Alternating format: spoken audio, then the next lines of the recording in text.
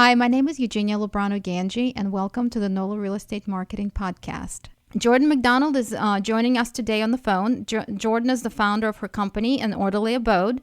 Jordan is an interior decorator and organizer. She works with homeowners to prepare their properties for showings and photos, and she helps agents to showcase their listings in the best light possible.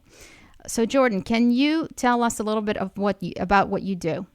Well, sure. Mostly what I do is I come in after the real estate agent gets the listing, and for the most part, we do a little bit of a tweak. With most homeowners, sometimes there's a lot of extra maybe clutter or personal items or religious items. All that kind of stuff that makes a home feel personal to you is the stuff that we need to get rid of for potential buyers to come in and see your home. So a lot of the times we go in and do little, I like to call it a tweak, little staging tweaks that help get it ready for photos. Sometimes we can do a bigger staging job where it requires getting rid of furniture or bringing in new furniture. But for the most part, we can work with what you have and just make it buyer ready with just simple things like getting rid of photos and cleaning light bulbs and that type of thing. So what are some tips that you can give our agents if they don't have the budget or if the house just doesn't seem like it needs a professional touch? What are some tips that people can do themselves to better prepare their properties for sale and for photos? Well, that's definitely a good question. There's several little things that I like to do. It's like a little kind of checklist. I definitely like to go through and make sure, even if a house is pretty and it feels like it's ready to go and it's decorated nice, there's still little things that you can do to put it over the edge, little things that you might not think of. Like I like to go through and dust all of the light bulbs and the chandeliers and then the lampshades. Because a lot of times that layer of dust can make them not shine as bright. So that brings extra light into the room, which is ultimately a huge goal. The lighter, the brighter the area, the bigger it feels. So we like to dust light bulbs and chandeliers and lamps and everything. And also if there's any burnt out bulbs anywhere, even in recessed cans, we like to change those out. Definitely like to clean windows, have somebody come in and clean the inside and the outside all your windows so that there's no griminess or fogginess or anything like that. I also like to do all fireplaces, or not fireplaces, shower doors. Those tend to have a bit of like grime and kind of ickiness on them. I like to get in there and get a really good clean job on all shower doors and everything so that they look brand new. And the cleaner everything looks, typically the newer it looks. And the newer it looks, the less somebody can potentially complain about having to replace it, which is better for the agent and better for the seller. So little things like that really help. I mean, cleaning everything, getting rid of clutter. Bookshelves are a huge thing. Built-ins seem to be a big selling point for a lot of buyers. So built-ins can be a little bit scary. If they're filled to the rim with just clutter and picture frames and books and everything, it can just feel kind of messy. So I like to basically clean it all off, bring in a few accessories, and call it a day. Nothing too fussy. It's all in the details.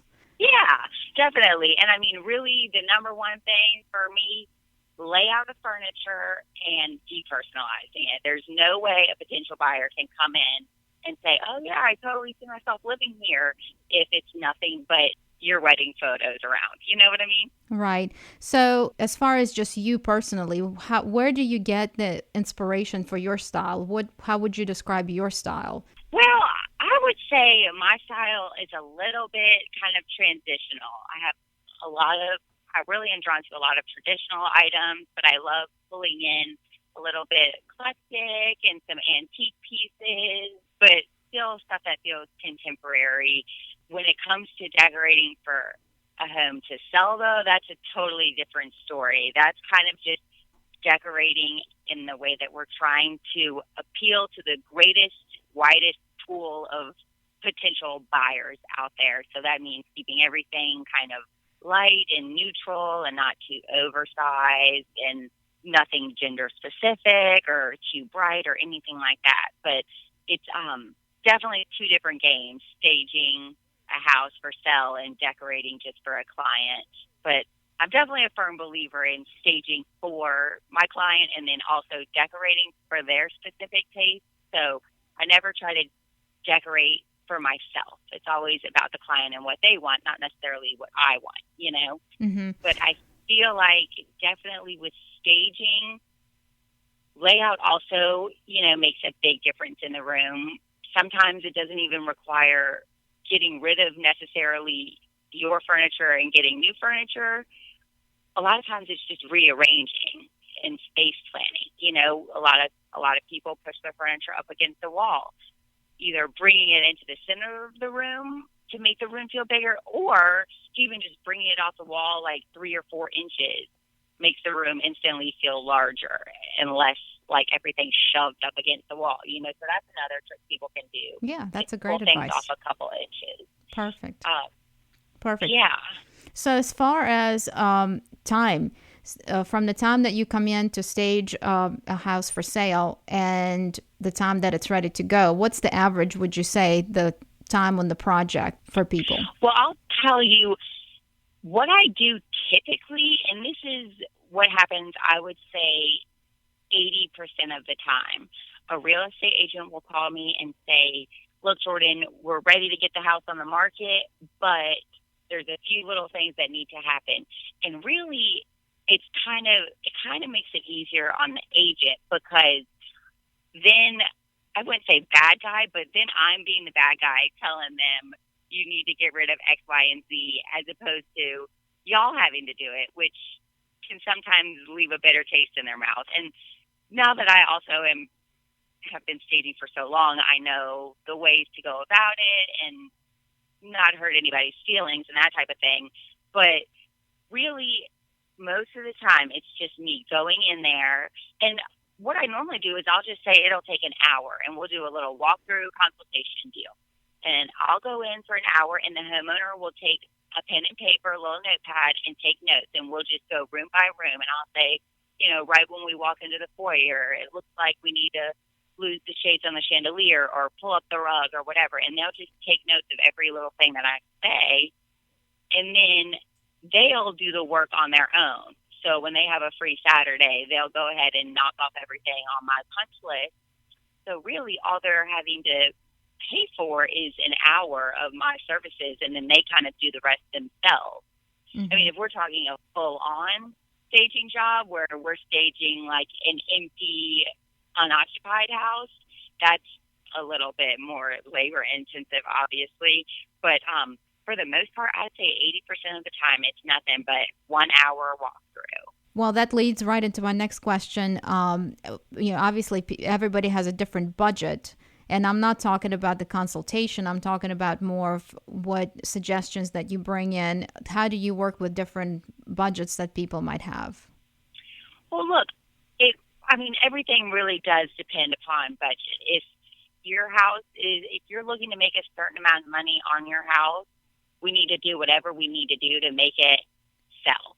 So if that means some of your furniture is super dated and it needs to go and it's in the budget to get new furniture, then that's totally doable.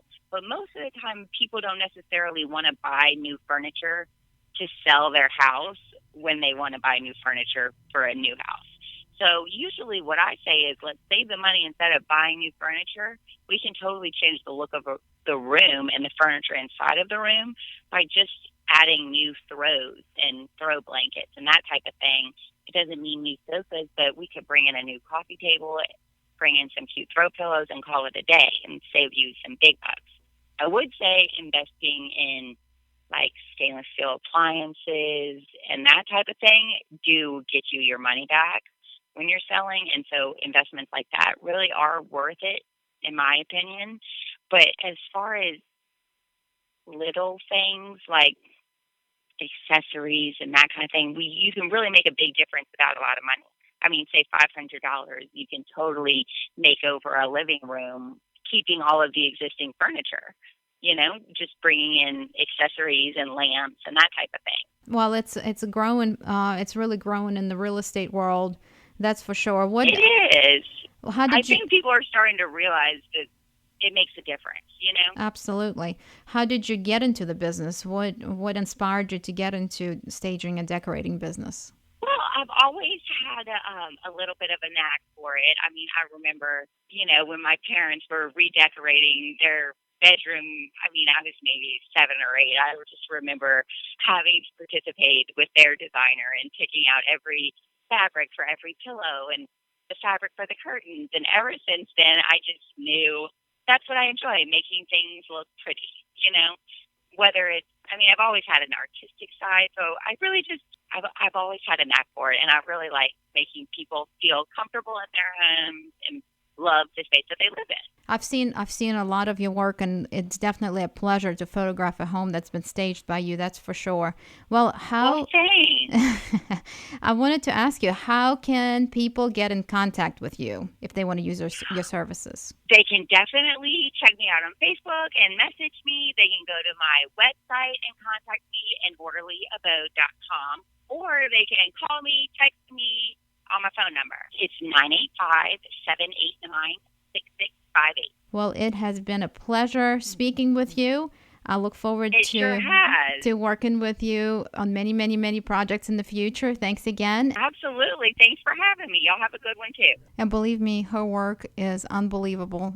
Check her out for yourself. Next week, we will have Chris Donaldson with Donaldson Education to talk about the helpful resources that he provides for the real estate agents.